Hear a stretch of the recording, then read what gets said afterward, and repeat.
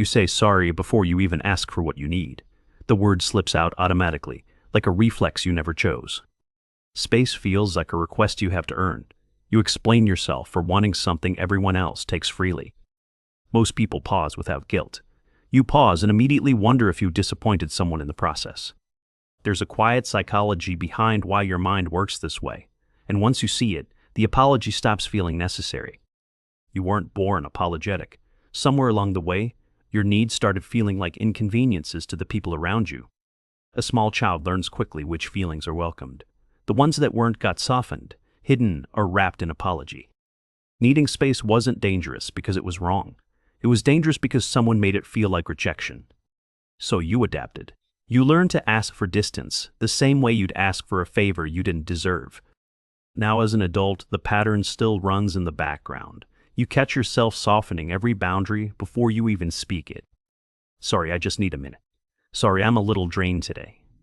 The apology arrives before the truth. But there's a deeper layer most people miss here. The apology isn't really about space at all anymore.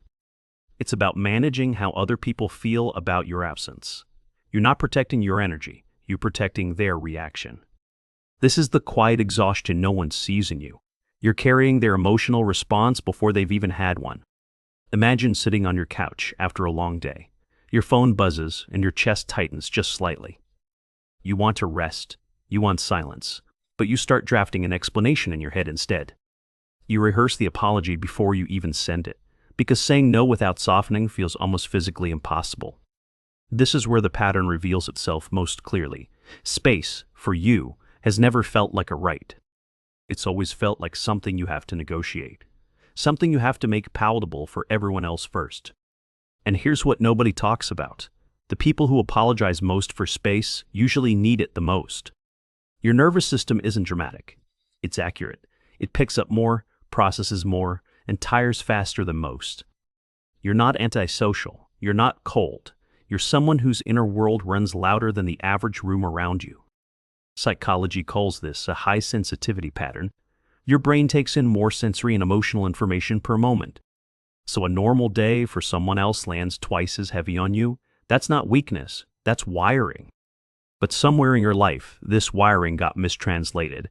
Someone called you too much, too quiet, too sensitive, too distant. So you started apologizing for the very thing that kept you sane, and the apology became part of your identity. If you're recognizing yourself right now, leave a single word in the comments. Just say, same. It helps me understand how many of you carry this quiet weight. And it reminds you that you're not the only one. Now let's go deeper, because this pattern has another layer that hurts more. The apology hides a fear most people won't admit. You're afraid that if you stop apologizing, people will leave, that your needs expressed plainly will cost you connection. So you shrink the request. You wrap it in softness. You make it small enough that no one feels pushed away. This is the moment you stop fighting it and start seeing it. The apology was never politeness. It was protection. You learned that space, said directly, made people withdraw. So you taught yourself to ask for it gently, almost invisibly. But here's the painful part underneath all of it. The people who truly love you never needed the apology. They were never going to leave because you needed a quiet evening. They were never going to punish you for resting. The apology was for the version of love you grew up with, not the love that actually surrounds you now. And this is where the real shift starts. You begin to notice who flinches when you set a boundary calmly. You start noticing who softens, who listens, who simply says, of course, take your time. That information is gold. Because the right people don't need your apology. They need your honesty, delivered without all the cushioning around it. This is the moment you stop translating yourself for everyone. You stop pre-apologizing for taking up emotional room. You realize space isn't a withdrawal of love. It's the condition that lets you love anyone at all.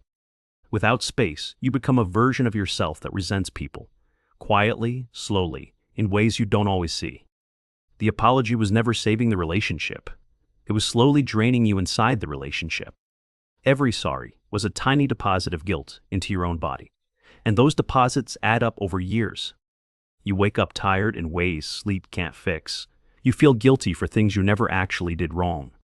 You wonder why connection feels heavy even with people you love. The apologies are part of the weight you're carrying. There's a specific reason you develop this so deeply. People like you tend to read rooms before you read yourself. You scan faces, tones, silences, microshifts in energy. By the time we check in with yourself, everyone else comes first. So when you finally notice your own need for space, it already feels late. It already feels like you're inconveniencing someone. That's why the apology comes out automatically. You're not asking for space. You're apologizing for noticing yourself last. And once you see that, something quiet starts to change inside you. The reflex loosens its grip just slightly. You start catching the apology before it leaves your mouth. You pause. You feel the urge. You let it pass. You say, I need a quiet night. Not sorry, but I think I might need a quiet night, if that's okay. The difference sounds small. It isn't. It's the difference between asking permission and honoring yourself. This is where self-respect actually lives. Not in big declarations, but in the words you stop softening unnecessarily. You don't have to be cold to be clear. You don't have to be harsh to be honest about your limits. Space, asked for plainly, is one of the most loving things you can offer. It protects the version of you people actually love. The drained, over-apologetic version isn't the real you. It's the version trying not to disappoint anyone, including yourself. And the people who matter want the real you back, even if it means hearing, I need a night alone, without the softener. There's something else happening underneath all of this, too. The apology often masks a deeper belief about your own worth. Somewhere, quietly, you decided your needs were slightly less important, slightly more negotiable, slightly more optional than others. That belief didn't come from nowhere. It was built, moment by moment, in small dismissals you absorbed as a child. But beliefs built can also be unbuilt. Awareness is the first crack in the foundation of that old story. You start noticing the pattern in real time. The apology forms in your throat and you simply observe it. You don't shame yourself for it. You just see it, and seeing it is already the beginning of changing it. This is the part most people skip. They try to force themselves to stop apologizing through willpower alone. The apology isn't a habit. It's a survival strategy from a younger version of you who needed it. You don't fight that version. You thank her. You thank him. And then you gently let them rest. Because the adult version of you doesn't need the apology to be safe anymore. You have new tools now.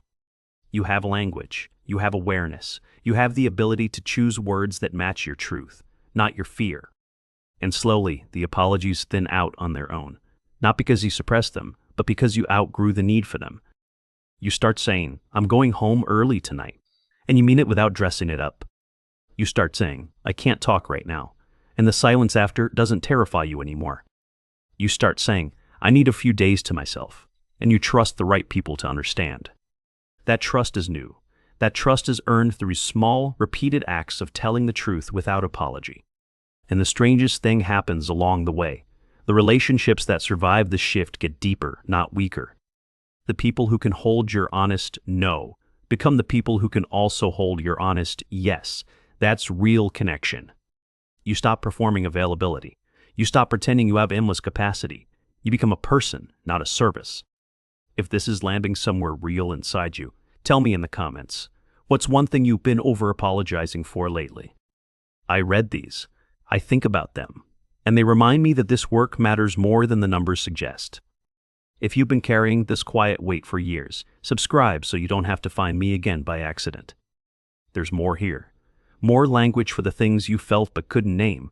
More permission you didn't know you needed. Because at some point, you have to stop apologizing for being a human who needs rest. Who needs quiet? Who needs you? Space isn't a betrayal of the people you love. Space is what keeps you soft enough to love them well. And the day you stop saying sorry for needing it is the day you finally start belonging to yourself.